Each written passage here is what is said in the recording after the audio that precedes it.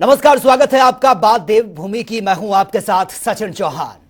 देहरादून में मुख्यमंत्री आवास पर मानसखंड मंदिर माला मिशन पर एक बैठक का आयोजन किया गया था। बैठक में मुख्यमंत्री पुष्कर सिंह धामी ने मानसखंड मंदिर माला मिशन के संबंध में अधिकारियों को निर्देश दिए हैं। सीएम ने कहा कि मानसखंड मंदिर माला मिशन के तहत जो मंदिर विकसित किए जा रहे हैं उनके कामों में तेजी लाई जाए, साथ ही श्रद्धालुओं के लिए बेहतर व्यवस्था की भी बात उन्होंने कही है। आपको बता दें कि मानसखंड मंदिर माला मिशन के तहत पहले चरण में 16 मंदिरों की भव्यता के लिए काम जोरों शोरों से किया जा रहा है।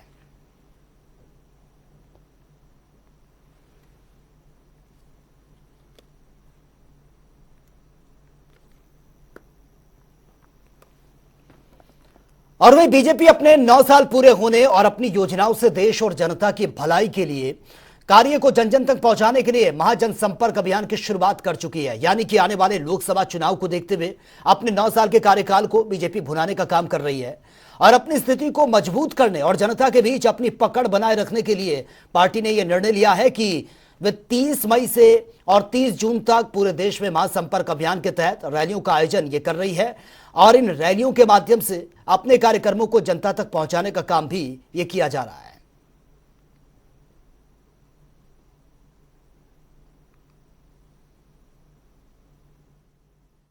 सालों का जो कालखंड रहा है, इन 9 सालों के कालखंड में जहां भारत के अंदर गरीब कल्याण के लिए, यानी कि जो गरीबों के उत्थान के लिए, गरीबों को आगे बढ़ाने के लिए अनेकों योजनाएं जो माननीय प्रधानमंत्री जी के कालखंड में प्रारंभ हुई हैं, उन सभी को ये जो आज यहाँ पर प्रदर्शनी लगाई गई है, इस प्रदर्शनी के माध्यम से जन जन तक पहुँचाने का काम होगा। क्योंकि यथार्थ में अगर हम देखें 2014 और 2014 के बाद से लेकर 9 सालों में जितने काम हुए हैं वो आज़ादी के जितने कालखंड हैं उससे कई गुना ज़्यादा हुए हैं हर चीज। और वही केंद्र सरकार के 9 साल का कार्यकाल पूरा हो चुका है और दूसरी ओर आज से प्रदेश भर में महाजनसंपर्क अभियान की शुरुआत भी हो गई है, जिसको लेकर प्रदेश प्रवक्ता नवीन ठाकुर ने कहा कि केंद्र सरकार के 9 साल का कार्यकाल उपलब्धियों से भरा हुआ है। आज से प्रत्येक लोकसभा और कार्यकर्ताओं और सोशल मीडिया प्रभारी आम जनता से सीधा संवाद करने का काम करेगा। उन्होंने कहा कि 30 मई से इस कार्यक्रम की शुरुआत ये हो चुकी है और आने वाली 30 तारीख तक यानी कि 30 जून तक प्रदेश भर में तमाम सारे कार्यक्रमों का आयोजन भी किया जाना है।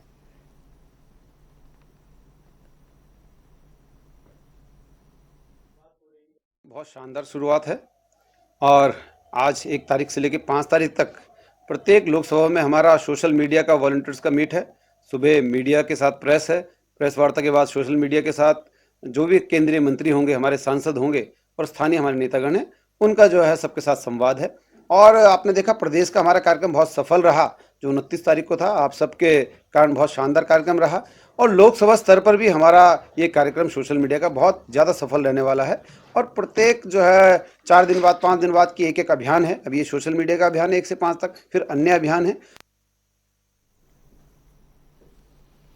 और वहीं आज अपने 1 दिवसीय दौरे पर कुमाऊं कमिश्नर दीपक रावत रुद्रपुर पहुंचे थे, जहां पर विकास भवन परिसर में जिला अधिकारी युगल किशोर पंत और सीडीओ विशाल मिश्रा ने फूलों का गुलदस्ता देकर उनका अभिवादन किया है। इसके बाद उन्हें गार्ड ऑफ ऑनर दिया गया। इस दौरान कुमाऊं कमिश्नर दीपक रावत जिला प्राधिकरण की 17 बोर्ड बैठक में वो सम्मिलित हुए हैं और जहां पर उन्होंने विभिन्न मुद्दों पर विस्तार से चर्चा भी की है, जिसमें प्राधिकरण बजट को लेकर, शहर के सौंदर्यीकरण और अन्य कई विषयों को लेकर विस्तार से चर्चा हुई है और कई अहम विषयों को लेकर प्रस्ताव भी पास किए गए हैं।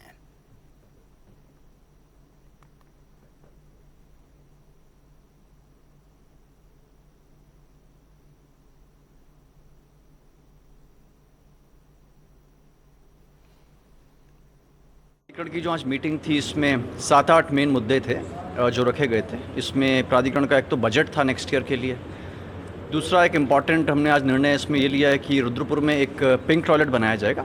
पिंक टॉयलेट में ये है कि ये महिलाओं के लिए होगा और इसमें जो काम करेंगे, चाहे स्वच्छकगण हों या और कोई हों, वो भी महिलाएँ होंगी, उसको स्वीकृति दी गई है। 100 आपका EWS के 1872 मकान जिसमें बनने हैं, उसको भी आगे कार्रवाई करने की स्वीकृति यहाँ से प्राप्त हुई है, जिसमें कि एक फॉर्मल नोटिस अखबार में निकलेगा। 15 दिन के बाद दोबारा हम सर्कुलेशन से उसको पास कर देंगे, उस पर काम हमारा शुरू हो जाएगा। एक मुद्दा ये है कि जो टावर्स शहरों में आपके लगते हैं, इसको अब शासन ने व्यवस्था बनाई है कि सिंगल विंडो के तहत ये लगेंगे प्राधिकरण इसमें केवल इतना ये देखेगा कि एक तो जिस भवन में बन रहा है उसका नक्शा पास हो, सेकेंडली वो स्ट्रक्चरली सेफ़ हो, उसको चेक करेंगे। एक इम्पॉर्टेंट चीज़ और अडॉप्ट की गई कि जो हमारी कमर्शियल बिल्डिंग्स हैं उसमें जो इलेक्ट्रॉनिक व्हीकल्स के लिए चार्जिंग स्टेशंस हैं, इनको अनिवार्य किया गया है, तो उसको यहाँ पे अडॉप्ट किया गया।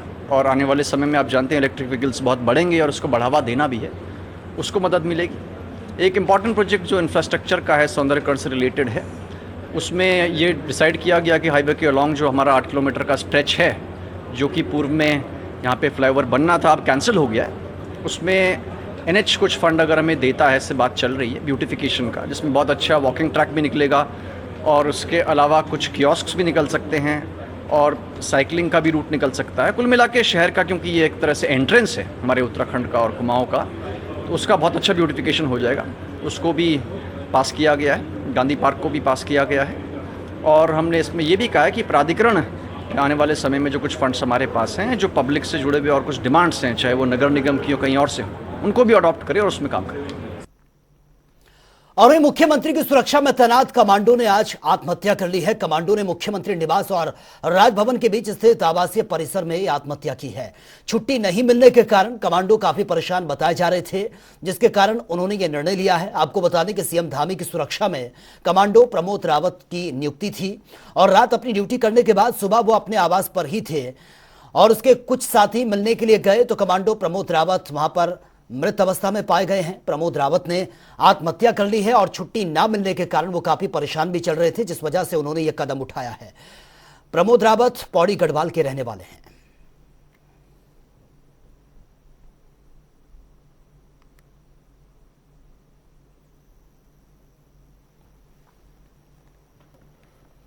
और भी प्रदेश के मुख्यमंत्री पुष्कर सिंह धामी के जरिए अवैध अतिक्रमण हटाने के खिलाफ जिस तरीके से कार्रवाई की जा रही है, उसकी वजह से सीएम धामी की देश भर में जमकर तारीफ भी हो रही है। आपको बता दें कि प्रशासन प्रदेश में नदियों के किनारे हुए अवैध अतिक्रमण के खिलाफ आज से कार्रवाई ये कर रहा है और उत्तराखंड की 23 नदियों के किनारे अवैध रूप से अतिक्रमण के खिलाफ आज धामी का बुलडोजर ये चला। तस्वीरें भी हम आपको लगातार दिखा रहे हैं। अतिक्रमण के खिलाफ दूसरे चरण की आज से यह बड़ी कार्रवाई है।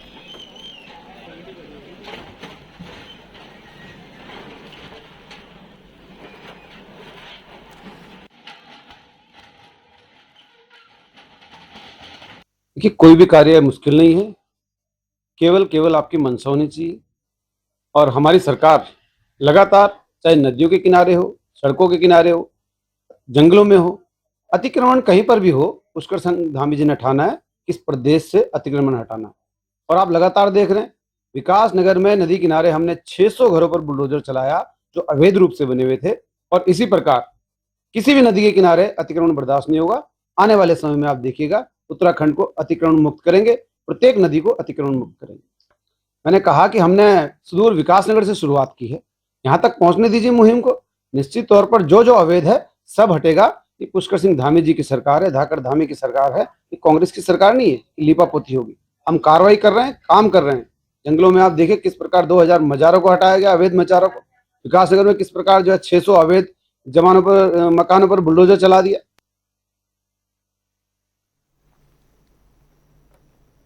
और में उत्तराखंड में चारों धामों पर यात्रियों की संख्या लगातार ये बढ़ती जा रही है। तीर्थ यात्रियों की मुसीबतें कम होने का नाम नहीं ले रही हैं। मौसम खराब है, जिस वजह से बद्रीनाथ, केदारनाथ, गंगोत्री और यमुनोत्री चारों धामों के दर्शन के लिए तीर्थ यात्रियों को भारी परेशानी का सामना भी करना पड़ रहा है। चार धाम यात्रा पर मौसम विभाग ने अलर्ट भी जारी कर दिया है। वहीं भारी बारिश के चलते यमुनोत्री और गंगोत्री यात्रा फिलहाल रोक दी गई है और वहीं मौसम खराब के चलते केदारनाथ में ऑनलाइन पंजीकरण पर 15 जून तक फिलहाल रोक लगा दी गई है। वहीं बद्रीनाथ धाम में श्रद्धालुओं की संख्या लगातार बढ़ती जा रही है। ऐसे में तीर्थ यात्रियों से अपील की जा रही है कि वो मौसम का अपडेट लेकर ही यात्रा करें और सतर्क रहें।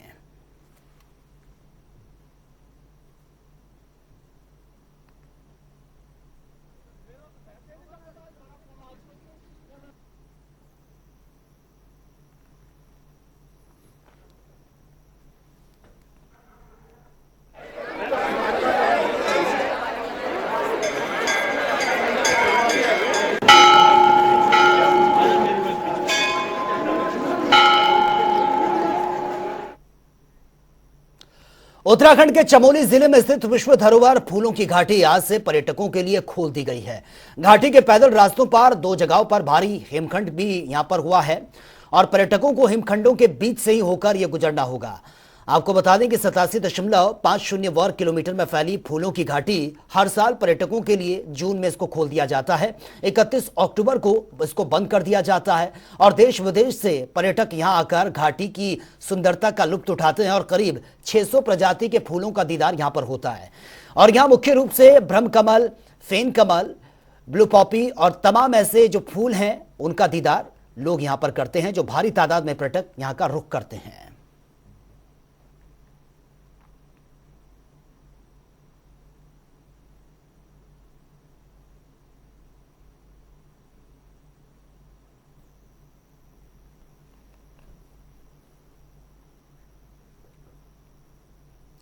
और देहरादून में स्वास्थ्य विभाग की खामियां लगातार सामने आ रही है। झोलाछाप डॉक्टर्स की वजह से लोगों को अपनी जान से हाथ धोना पड़ रहा है।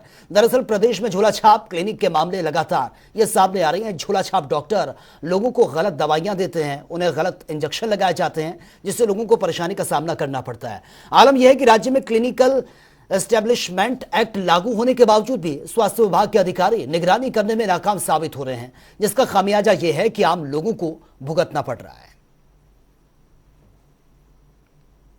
ये हमने पहले भी सीएमओस को निर्देश दिए हैं कि क्लिनिकल एस्टेब्लिशमेंट एक्ट के अंदर अपनी जिले में जितने भी संस्थान हैं उनको रजिस्टर कराएं और अभी टेम्परेरी रजिस्ट्रेशन के बाद परमानेंट की भी इंस्पेक्शन के बाद करवाएं और बीच बीच में अपनी टीमें भेज के छापे मार के ज़्यादा से ज़्यादा उन पर करें। शिकायत मिलने पर तो जरूर ही करें।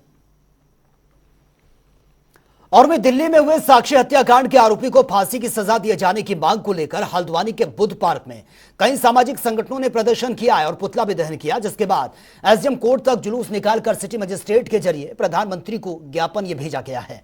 ज्ञापन में आरोपी साहिल को फांसी की सजा देने की लगातार मांग की जा रही है। प्रदर्शन कर रहे लोगों ने कहा कि दिल्ली में सरेआम चाकू से गोदकर निर्मम तरीके से एक लड़की को मौत के घाट उतार दिया गया था। उन्होंने कहा कि देश में लव जिहाद की घटनाएं लगातार बढ़ रही हैं, जिस पर सरकार को कड़ी कार्रवाई करनी चाहिए। देखिए, ये अगर ये हत्याएं नहीं रुकी तो ये बहुत बड़ा रूप ले लेंगी। इसलिए हमें चाहिए कि इस समय सरकार को उस साहिल को बहुत जल्दी से जल्दी फांसी की सजा हो या फिर इस तरह से मारा जाए जैसे उसने उस लड़की को मारा है। बस हमारी ये मांग है कि सारी जनता के सामने ये मैसेज जाना चाहिए कि ये जो लव जिहादी है ये बंद हो, ये आतंकवाद बंद हो और लड़कियों को, छोटी छोटी नाबालिग लड़कियों को जो इस तरह मारा जा रहा है, बेरहमी से मारा जा रहा है, उसको जड़ से खत्म किया जाए बस। और वही मानसून को देखते हुए जिलाधिकारी नैनीताल ने संबंधित अधिकारियों को 24 घंटे का अलर्ट और सतर्कता बरतने के निर्देश जारी कर दिए हैं। आपको बता दें कि जिलाधिकारी ने सभी अधिकारियों को 15 जून तक मानसून से संबंधित सभी तैयारियां पूरी करने के लिए कह दिया है। लोक निर्माण विभाग, पेयजल, विद्युत विभाग हर संभव तैयार है और सड़क किनारे नालियों की सफाई, बंद पड़े कलमट को तेजी से खोलने के निर्देश दे दिए गए हैं ताकि जलभराव और लैंडस्लाइड जैसी दिक्कतों का सामना न करना पड़े। बावजूद इसके अगर किसी भी तरह की लापरवाही पाई जाती है तो संबंधित अधिकारियों के खिलाफ कार्रवाई भी की जाएगी।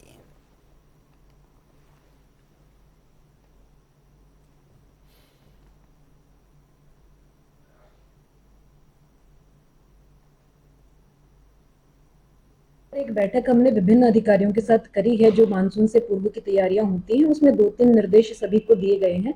एक तो जो नालियां हैं सड़कों के किनारे और जो कलवर्ट इत्यादि हैं बने हुए जिनसे पानी पास होता है उसकी सफाई करवा ली जाए ताकि किसी भी तरह का वाटर लॉगिंग होकर या पानी की वजह से लैंडस्लाइड की स्थिति ना बने। दूसरा, जो विभिन्न विभागों की सड़कें हैं जहाँ सेंसिटिव पॉइंट्स हैं वहां पर अपनी जेसीबी इत्यादि की तैनाती करवा लें। और वे उत्तराखंड में मौसम ने एक बार फिर से करवट ली है, जिसको लेकर मौसम विभाग की तरफ से 2 दिन बारिश होने की संभावना जताई गई है। वहीं मौसम विभाग के निदेशक विक्रम सिंह ने कहा है कि आज और कल पहाड़ी क्षेत्रों में बारिश और बर्फबारी देखने को मिल सकती है। आज और कल तापमान में गिरावट जरूर रहेगी, लेकिन अगले 15 दिनों तक तापमान में बढ़ोतरी देखने को भी मिल सकती है।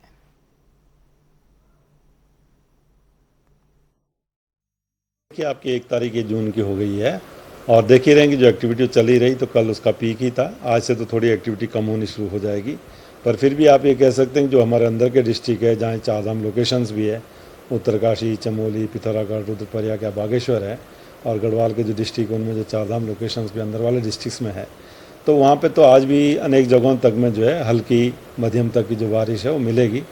और चारधाम लोकेशन में तो आप ये कह सकते हैं कि थोड़ी बहुत बर्फबारी जो है आज भी वो मिलेगी, जो 3500 मीटर या उससे अधिक ऊंचाई का जो एरिया है उसमें वो मिलेंगी। तो कहीं ना कहीं जो तापमान है वो कम रहेंगे आज कल की अगर बात करें 2 दिन आगे भी, लेकिन उसके बाद थोड़े जो टेम्परेचर वो बढ़ने शुरू हो जाएंगे और जो एक्टिविटी है वो भी कल से काफ़ी कम है। और वहीं रामनगर में कॉर्बेट नेशनल पार्क के जंगल के पास बीते कई दिनों से एक लंगूर लोगों को परेशान कर रहा था, जिसकी सूचना रामनगर बिजरानी रेंज को दी गई है, जिसके बाद वन विभाग के कर्मचारियों ने मौके पर पहुंचकर कड़ी मशक्कत के बाद लंगूर को ट्रैंकुलाइज किया है और लंगूर को जंगल में ले जाकर छोड़ दिया गया। आपको बता दें, इससे पहले भी लंगूर को ट्रैंकुलाइज करने की कोशिश की गई थी, जिसमें वन अधिकारी कामयाब नहीं हो पाए थे।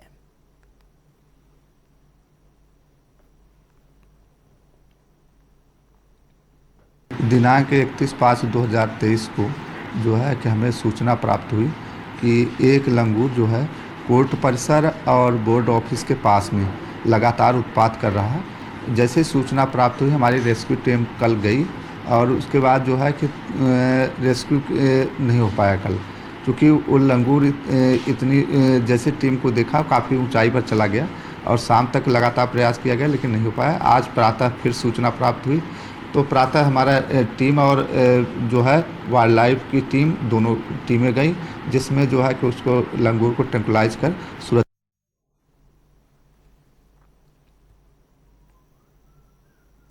उत्तराखंड राज्य को बने 24 साल ये होने जा रहे हैं, लेकिन अभी भी काशीपुर में स्वास्थ्य सेवाएं बदहाली पड़ी हैं। नेता बड़े बड़े बयान देकर चले जाते हैं, मगर बदहाली पड़ी इन स्वास्थ्य सेवाओं को सुधारने वाला कोई नहीं है।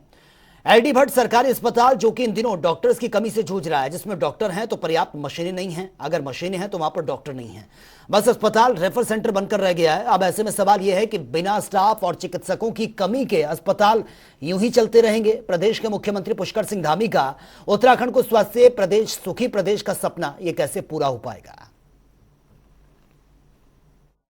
वाक्य में ये बहुत बड़ा अस्पताल ड्रेनेज यहाँ पे काफ़ी यूपी बॉर्डर से भी लगता हुआ पूरा रामनगर से पहाड़ का क्षेत्र से पूरा यहाँ पे मरीज बहुत ज़्यादा आते हैं और यहाँ पे विशेषज्ञ डॉक्टर ज़्यादातर कमी है, फिजिशियन नहीं है हमारे पास, ऑर्थोपेडिक सर्जन नहीं है, आई सर्जन नहीं है हमारे पास, तो हमें बड़ी परेशानी होती है इस चक्कर में ना मरीज को।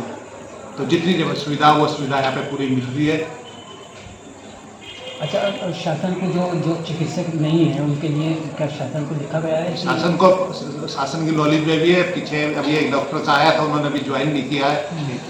संविदा में डॉक्टर ये काशीपुर के रहने वाले थे, शायद आप लोग जानते भी होंगे, नागेंद्र सिंह डॉक्टर वैशाली कॉलोनी में रहने वाले, उन्होंने उनका यहाँ अपॉइंटमेंट हुआ एज ए अस्थि रोग विशेषज्ञ, लेकिन उन्होंने अभी यहाँ ज्वाइन नहीं किया। और वहीं काशीपुर पुलिस को बड़ी सफलता मिली है। पुलिस ने गश्त के दौरान 3 बदमाशों को गिरफ्तार किया। उनके कब्जे से पुलिस को एक देसी अवैध तमंचा और 2 रामपुरी चाकू भी बरामद हुए हैं। दरअसल तीनों बदमाश किसी बड़ी वारदात को अंजाम देने की फिराक में थे, लेकिन इससे पहले ही वो वारदात को अंजाम दे पाते पुलिस ने उनको गिरफ्तार कर लिया है। वहीं मामले में सीओ वंदना वर्मा ने बताया है कि तीनों आरोपी नशे के आदी हैं, जो नशे की पूर्ति करने के लिए इस तरह की घटना को अंजाम देते हैं। कारीगरों के निर्देशों के अनुसार लगातार जनपद में और काशीपुर कोतवाली क्षेत्र में संदिग्ध और अवैध रूप से रह रहे लोगों का सत्यापन किया जा रहा है। इसी क्रम में कल हमें बाहर से भी इसमें पोस्ट मिला था आईजी महोदय के निर्देशों के अनुसार। उसके बाद इसमें हमने सघन चेकिंग अभियान चलाया। इसी अभियान के तहत कटोराताल चौकी इंचार्ज एसआई नवीन बुधानी ने अपनी टीम के साथ 3 युवकों को अरेस्ट किया है, जिनके पास से एक अवैध तमंचा 315 बोर और एक जिंदा कारतूस, साथ में 2 अन्य युवकों के पास रामपुरी चाकू मिले हैं। ये तीनों ही अवैध रूप से इनके पास प्राप्त हुए हैं और वर्तमान में इनकी अरेस्टिंग कर ली गई है। आज माननीय न्यायालय के समक्ष इनको पेश किया जा रहा है। तीनों ही युवकों का आपराधिक इतिहास पता किया जा रहा है और जल्दी ही इसमें अगर इनका कोई और इतिहास मिलता है तो हिस्ट्री शीटर, गैंगस्टर और गुंडा एक्ट में इनकी कार्रवाई की जाएगी। और वहीं हरिद्वार में अपनी मां के साथ सो रहा एक बच्चा अचानक से संदिग्ध परिस्थितियों में लापता हो गया है। बच्चे की मां ने पुलिस को बच्चा चोरी होने की जानकारी दी है।